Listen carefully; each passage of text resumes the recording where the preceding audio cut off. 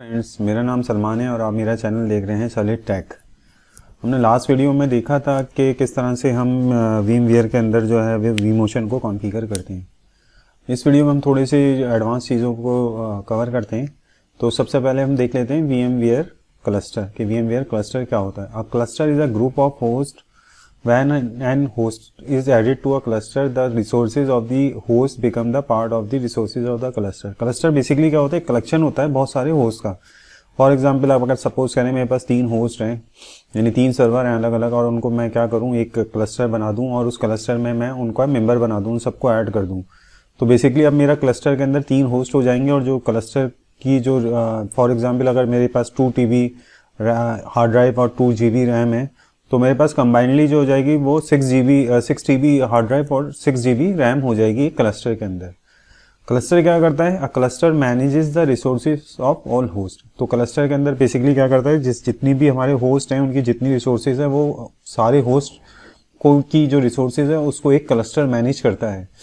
Cluster enable vSphere high availability, vSphere distributed resource schedule DRS and VMware vSAN feature. Basically cluster हम बनाते इसलिए हैं कि cluster बनाने के बाद हम क्या कर सकते हैं, अपने भी किसी भी अपना जो वर्चुअल इंफ्रास्ट्रक्चर है उसके अंदर हम HA, DRS और vSAN के फीचर को इनेबल करें। यानी इन फीचर्स को हमें यूज़ करने के लिए सबसे पहले क्या बनाना पड़ता है, क्लस्टर बनाना पड़ता है। जब ये क्लस्टर बन जाता है तो उस क्लस्टर के ऊपर हम ये फीचर 1 बाय 1 इनेबल करते हैं। हम देखेंगे कि हम किस तरह से इनेबल करते हैं ये सारे फीचर्स। बेसिकली क्लस्टर इन फीचर्स के बगैर बिल्कुल ही बेकार है, मतलब उसका कोई यूज़ नहीं होता अगर आप क्लस्टर बनाएं और ये फीचर को इनेबल ना करें। A cluster is useless if HA and DRS feature are not used. मतलब बेकार है अगर आप उसके ऊपर क्लस्टर के ऊपर ये सारे फीचर इनेबल ना करें। तो चलें हम चलते हैं अपनी लैब की तरफ। तो ये मेरा लैब इन्वायरमेंट है, होप लैब इन्वायरमेंट, और इसमें मैंने पहले बेस मशीन के ऊपर ये SXI सर्वर VMware की स्टेशन वर्जन 7.16 को इंस्टॉल करा। उसके ऊपर मैंने 2 हाइपर वर्जन इंस्टॉल किए, SXI सर्वर 1 और सर्वर 2। सर्वर 2 के ऊपर मैंने vCenter सर्वर को इंस्टॉल किया हुआ है। तो हम vCenter सर्वर को एक्सेस करते हैं अपने वेब ब्राउज़र से। तो ये देखें, ये मेरा vCenter सर्वर आ गया। इस सर्वर में आपको नज़र भी आ रहा होगा, ये डेटा सेंटर क्या है मेरा, एक सबसे जो टॉप लेवल के ऊपर होता है वो आपका डेटा सेंटर होता है। उस डेटा सेंटर के अंदर फिर आप अपने होस्ट ऐड कराते हैं। लेकिन अगर आपको क्लस्टर बनाना हो तो क्लस्टर आप कहाँ पे बना सकते हैं, आप vCenter पे भी नहीं बना सकते, आप डेटा सेंटर लेवल पे ही बनाते हैं क्लस्टर हमेशा। होस्ट लेवल पे भी हम क्लस्टर नहीं बना सकते। अगर मैं राइट क्लिक करूँ तो देखें यहाँ पे कोई क्लस्टर का ऑप्शन नहीं है न्यू में। इसी तरह अगर मैं इसको भी क्लिक करूँ तो यहाँ पे भी कोई डेटा सेंटर तो आ रहा है लेकिन कोई क्लस्टर का नहीं है। लेकिन अगर मैं डेटा सेंटर पे राइट क्लिक करूँ तो यहाँ एक ऑप्शन नजर आ रहा होगा न्यू क्लस्टर। यानी क्लस्टर हमेशा किस लेवल पे बनता है, डेटा सेंटर लेवल पे। तो हम एक अभी देख लेते हैं, अभी आपको नज़र भी रहा होगा ये मेरा जैसे डेटा सेंटर है, इसके अंदर कितने होस्ट आ रहे हैं, 2 होस्ट आ रहे हैं, वर्चुअल मशीन 2 आ रही है, क्लस्टर 0 है क्योंकि मैंने कोई क्लस्टर अभी तक बनाया ही नहीं है। इसी तरह 3 नेटवर्क हैं और डेटा स्टोर है। होस्ट एंड क्लस्टर में भी जाएँ तो आप देखें होस्ट तो है मेरे पास 2, लेकिन क्लस्टर मेरे पास कोई भी नहीं है क्योंकि मैंने कोई क्लस्टर नहीं बनाया। तो हम क्या करते हैं, इस वीडियो में सबसे पहले क्लस्टर बना लेते हैं।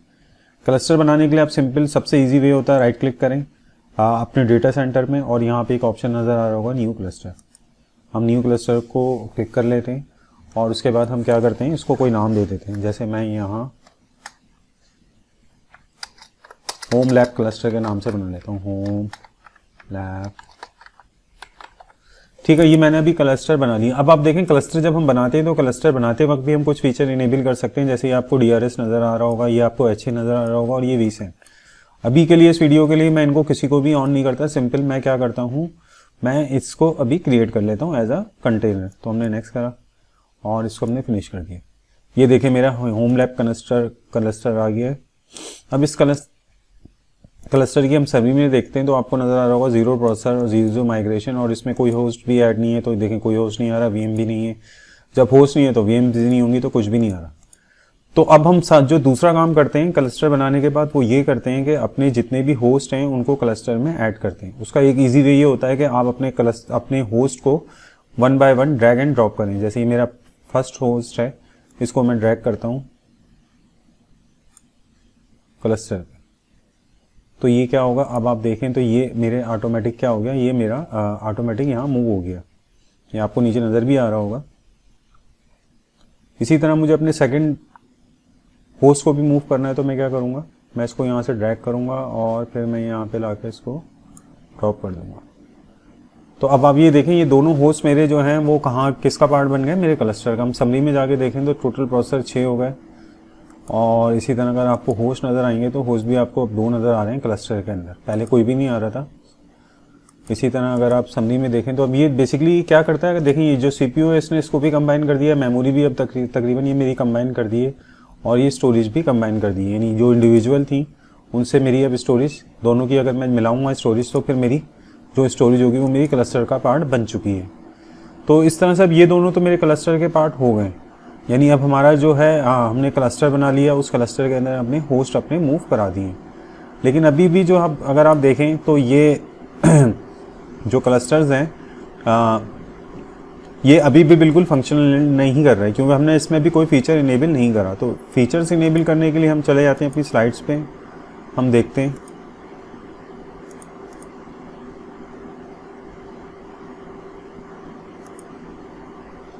तो उसके लिए अभी ये फीचर इनेबल करने के लिए हम क्या करेंगे, अभी हम थोड़ा सा देख लेते हैं कि ये HA होता क्या है।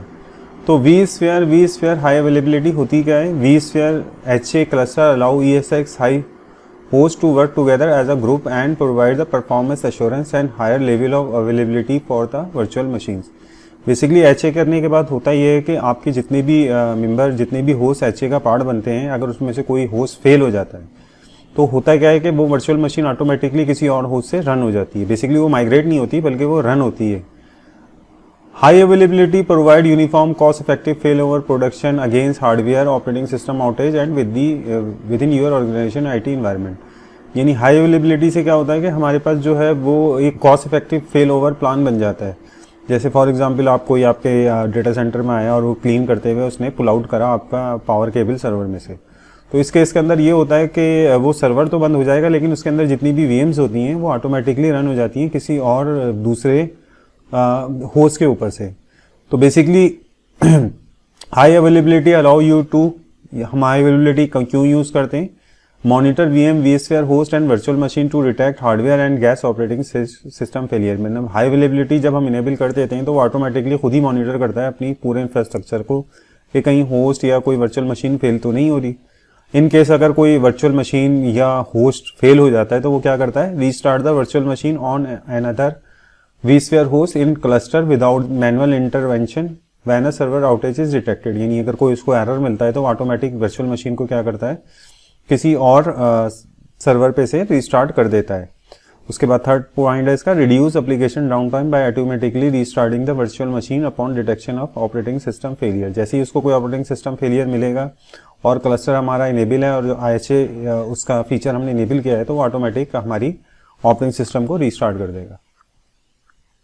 उसके अलावा क्या है, when you add a new host to a vSphere HA cluster, an agent is uploaded to the host and configured to communicate with each other who guest in a cluster। Basically होता क्या है, जब आप किसी भी host को HA में configure मतलब जब आप HA कॉन्फ़िगर करते हो किसी भी होस्ट के ऊपर तो वो करता है क्या, एक एप्लीकेशन एक एजेंट इंस्टॉल कर देता है उस सर्वर के ऊपर जो उस क्लस्टर का पार्ट बनता है, जिससे वो सारे सर्वर एक दूसरे के साथ कम्युनिकेट करते हैं और बताते हैं कि अभी कौन सा होस्ट फेल है, कौन सा ऑनलाइन है, कौन सा ऑफलाइन है। अच्छा, every cluster has one master host. जो अगर एक क्लस्टर के अंदर लेट सपोज 3 होस्ट हैं तो उनमें से एक होस्ट जो होगा वो मास्टर होस्ट का आएगा और बाकी जो सारे हैं वो सबऑर्डिनेट होस्ट कहलाते हैं। The host role are automatically determined through an election process and the master hosted is responsible for detecting and appropriately resolving the failure in the cluster। Basically होता ये है कि अगर आपके पास 3 होस्ट हैं और उनमें से कोई एक होस्ट फेल होता है तो ये जिम्मेदारी होती है मास्टर होस्ट की कि वो किस तरह से उसको डिटेक्ट करता है और किस तरह से वो रिजॉल्व करेगा। तो ये सारा प्रोसेस ऑटोमेटिक होता है, इसमें हमें कुछ भी नहीं करना होता।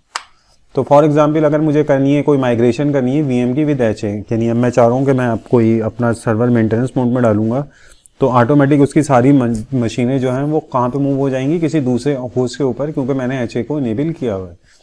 तो इसको हम कहते हैं लाइव माइग्रेशन विद HA। अच्छा, HA को क्रिएट करने की कुछ रिक्वायरमेंट होती हैं, अगर ये रिक्वायरमेंट फुलफिल होंगी तो आप HA क्रिएट कर दें, अदरवाइज आप HA कभी भी क्रिएट नहीं कर सकते।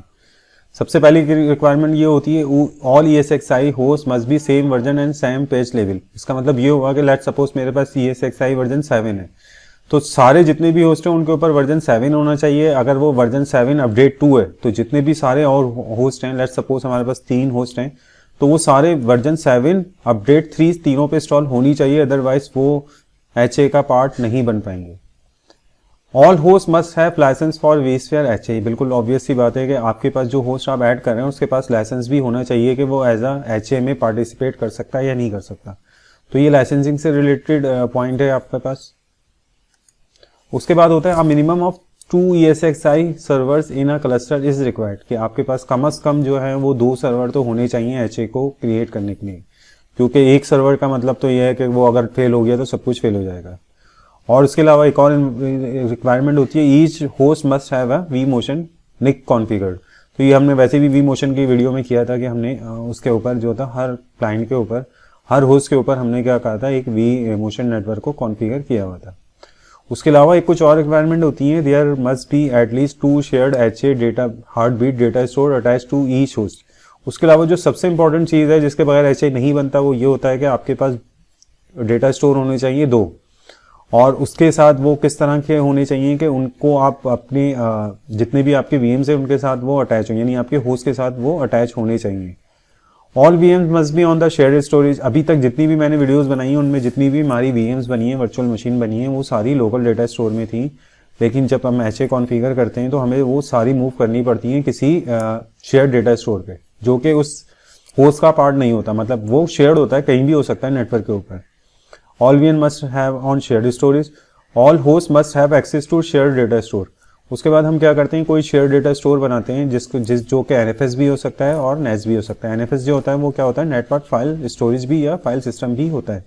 ये एक तरह की सर्विस होती है जो नेटवर्क कोई भी सर्वर आपको नेटवर्क का सर्वर आपको प्रोवाइड कर सकता है, जिससे आप जिसको आप एज अ डेटा स्टोर भी यूज कर सकते हैं अपने वर्चुअल इंफ्रास्ट्रक्चर के अंदर। VM वेयर हम HA must be enable on the cluster. उसके बाद जो सबसे इंपॉर्टेंट फीचर ये होता है कि क्लस्टर बनाने के बाद आप उसके बाद VM वेयर का HA का फीचर को इनेबल भी करें। ये मैं अभी इनेबल करके भी दिखाऊंगा आपको। अच्छा, ये क्योंकि एक बहुत लंबा प्रोसेस है तो मैंने इसको फिर फर्दर जो है वो 3 वीडियोस में डिवाइड कर दिया। सबसे पहली वीडियो में हम क्या करेंगे, हम करेंगे create a new VM on VMware workstation, और उसके बाद हम एक VM क्रिएट करेंगे और उस पर लिनक्स का एक ऑपरेटिंग सिस्टम होता है CentOS, उसको हम इंस्टॉल करेंगे। तो CentOS बेसिकली क्या कर सकता है, इससे हमें ना एक नेटवर्क शेयर मिल जाएगी जो NFS को सपोर्ट करती है, जिसको हम ऐड करा लेंगे अपने VMware इंफ्रास्ट्रक्चर में। उस लिनक्स का ऑपरेटिंग सिस्टम को इंस्टॉल करने के बाद हम क्या करेंगे, हम 2 न्यू हार्ड ड्राइव उसमें ऐड करेंगे लिनक्स के सिस्टम के ऊपर, और उसमें एक पार्टीशन क्रिएट करेंगे, और उसके बाद एक जो हम शेयर्ड डेटा स्टोर है वो हम क्रिएट करेंगे NFS डेटा स्टोर के नाम से। उसके बाद हम क्या करेंगे, उस जो हमने NFS शेयर क्रिएट की है उसको माउंट कर देंगे vCenter सर्वर के नाम के ऊपर। उसके बाद जो हमारी लोकल स्टोरेज से VM है उसको मूव करेंगे from local to shared storage, और उसके बाद फाइनली हम सेटअप करेंगे, HA को कॉन्फ़िगर करेंगे। उसके बाद मैं आपको एक कोई भी मशीन जो है उसको मैं मेंटेनेंस मोड पर डालूंगा, देखिएगा आप उसके अंदर जितनी भी VMs चल रही हैं वो ऑटोमेटिक कहीं और किसी और दूसरे सर्वर से रीस्टार्ट हो जाएंगी।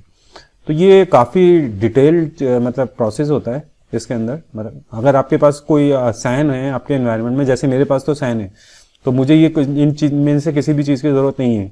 या अगर आपके पास कोई भी NAS है किसी भी कंपनी का, फॉर एग्जांपल आपके पास Seagate का NAS है या WD का NAS है, तो उसके अंदर भी आप डायरेक्ट NFS शेयर को क्रिएट कर सकते हैं। तो ये सारा काम आपको नहीं करना पड़ेगा। मतलब आपको कोई भी स्टोरेज चाहिए जो VMware पे सपोर्टेड हो, तो उस केस के अंदर हमें कोई भी काम नहीं करना पड़ता, वहाँ पर स्टोरेज होती है, हम डायरेक्ट उसको माउंट करके और उसके बाद हम HA को कॉन्फ़िगर कर सकते हैं। तो ये काफ़ी डिटेल मैंने वीडियो बनाई है, और आगे भी बहुत इंपॉर्टेंट वीडियोज़ हैं। जितनी भी वीडियोज़ हैं वो सारी बहुत इंपॉर्टेंट हैं और सारी बहुत एडवांस लेवल की हैं। तो आप ये सारी वीडियोज़ देखिएगा, और इसकी जब तक आप प्रैक्टिस नहीं करेंगे तो आपको नहीं समझ में आएगा कि चीज़ें किस तरह से वर्क कर रही हैं। तो मेरी सजेशन है कि आप इसको प्रैक्टिस करें और इसको अपनी लैब में अच्छी तरह से रन करें।